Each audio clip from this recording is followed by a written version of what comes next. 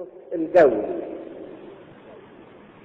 بطرس الجولي البطرك 109 من البطاركة بتوعنا، كان معاصر لمحمد علي باشا، وقعد فترة طويلة على الكرسي البطريركي، وكان إنسانا قديسا زاهدا راهبا نقي الفكر.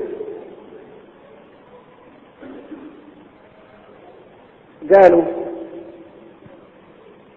وفي الوقت ده كانت الدول الكبرى بتتنازع النفوذ في المنطقة بتاعتنا في الشرق الأوسط بين إنجلترا فرنسا وروسيا. وروسيا في الوقت ده كانت أكبر دولة أرثوذكسية في العالم، وظلت كذلك لغاية سنة 1917 حين قامت الثورة الشيوعية.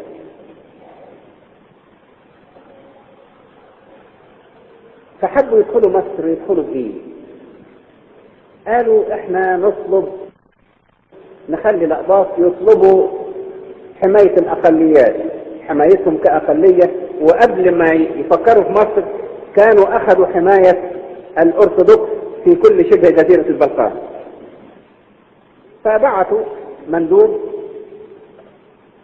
من قبل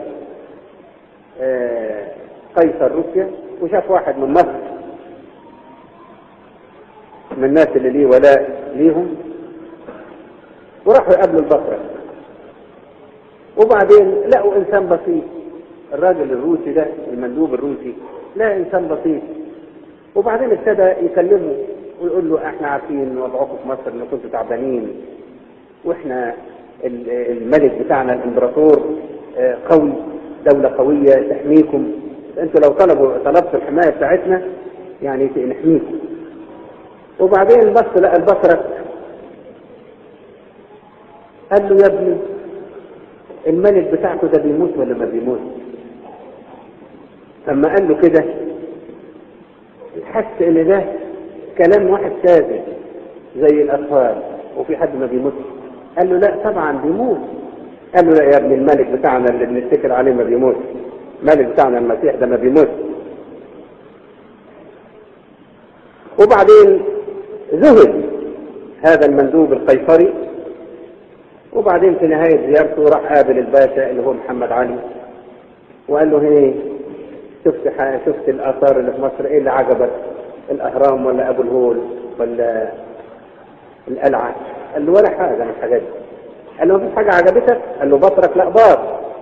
وابتدى يقول له على اللي حصل بينه وبينه، وكان هذا موقفا وطنيا رائعا لبطريرك الأقباط أجله بسببه محمد علي.